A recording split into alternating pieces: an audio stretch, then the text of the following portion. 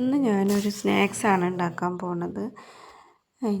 ഞാനതിന് പ്രത്യേകിച്ച് പേരൊന്നുമില്ല. എനിക്കിങ്ങനെ ഇരുന്നപ്പോൾ ഉണ്ടാക്കാൻ തോന്നിയതാണ്. അപ്പോൾ അളവുകളും കറക്റ്റ് അല്ല കേട്ടോ, ഒന്ന് പരീക്ഷണമാണ്. അപ്പോൾ ഞാൻ കുറച്ച് പാലെടുത്തു. പാലിലേക്ക് കുറച്ച് ഈസ്റ്റർ ഇട്ട് കുറച്ച് ഉപ്പും പഞ്ചസാരയും കൂടി ആഡ് ചെയ്ത് കൊടുത്തു. എന്നിട്ട് ആ മിക്സ് മൈദമാവിൽ ഒഴിച്ച് കൊടുത്ത് ഒരു മുട്ടയും ഇട്ട് കൊടുത്ത് നന്നായി കുഴച്ച് വെച്ചു. അത് റെസ്റ്റ് ചെയ്യാൻ വെച്ചിട്ടോ. പിന്നെ അതിൻ്റെ ഉള്ളിലേക്ക് വേണ്ടിയിട്ടുള്ള ക്രീമാണ് ഇനി അടുത്തത് ഞാൻ ഉണ്ടാക്കാൻ പോണത്. അതിന് വേണ്ടിയിട്ട് ഒരു 1/2 കപ്പ് ഷുഗറാണ് ഞാൻ എടുത്തേക്കുന്നത്. ഷുഗർ നന്നായിട്ട് മിക്സിയിൽ പൊടിച്ചെടുത്തു. അതിലേക്ക് ഒരു ചെറിയ ബട്ടറിൻ്റെ ഒരു പാക്കറ്റ് ബട്ടറാണ് ഞാൻ ഇട്ട് കൊടുക്കുന്നത്. അതിൽ കുറച്ച് പാലും കൂടി ആഡ് ചെയ്ത് കൊടുക്കുന്നുണ്ട്. എന്നിട്ട് നന്നായിട്ട് ഇളക്കി കൊടുക്കണം. ഇതിനെ നന്നായിട്ട് ബീറ്റ് ചെയ്യാനുണ്ട് കേട്ടോ. അപ്പോൾ നന്നായി ബീറ്റ് ചെയ്തതിന് ശേഷം ഒരു അരമണിക്കൂറോളം ഇത് ബീറ്റ് ചെയ്യണം. എന്നാലാണ് അത് നല്ലൊരു ക്രീമി ടെക്സ്ചറിലേക്ക് വരുള്ളൂ.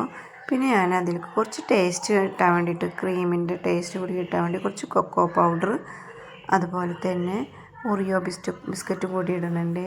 കൊക്കോ പൗഡർ ചോക്ലേറ്റിൻ്റെ ഒരു ടേസ്റ്റ് കിട്ടാൻ വേണ്ടിയിട്ട് അതും, അതുപോലെ തന്നെ 2 ഓറിയോ ബിസ്ക്കറ്റ് പൊട്ടിച്ചിട്ട് അതും കൂടി ഞാൻ അതിലേക്ക് മിക്സിയിൽ പൊടിച്ചതാണ് ഓറിയോ ബിസ്ക്കറ്റ്, അതും കൂടി ആഡ് ചെയ്ത് കൊടുക്കുന്നുണ്ട് കേട്ടോ. അപ്പോൾ നല്ല ടേസ്റ്റാണ്. ആ ക്രീം ഒന്നും കൂടി ഒരു ചോക്ലേറ്റിൻ്റെയും ഓറിയോൻ്റെ ഒരു ഫ്ലേവറിൻ്റെ മണമൊക്കെ കൂടിയിട്ട് നല്ല അടിപൊളി ടേസ്റ്റാണ് കേട്ടോ ഈ ക്രീം.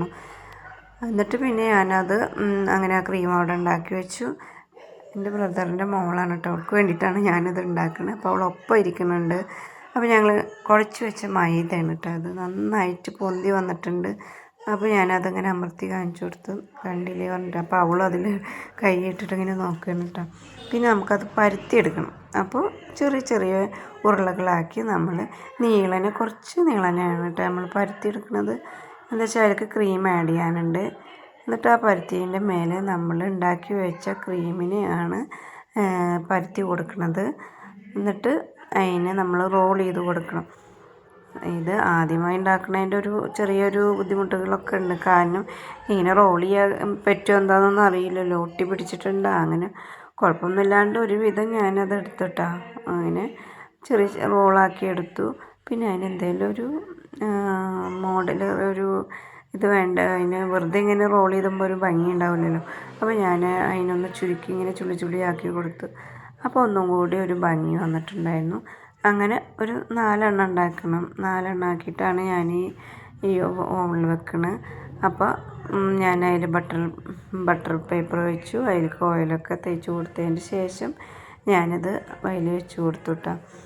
അങ്ങനെ സ്നാക്സൊക്കെ ഉണ്ടാക്കി അടിപൊളിയായിരുന്നു കേട്ടോ. നന്നായി നല്ല ക്രിസ്പി ഉണ്ട് കേട്ടോ. കടിക്കുമ്പോൾ നല്ല ടേസ്റ്റ് ഉണ്ടായിരുന്നു.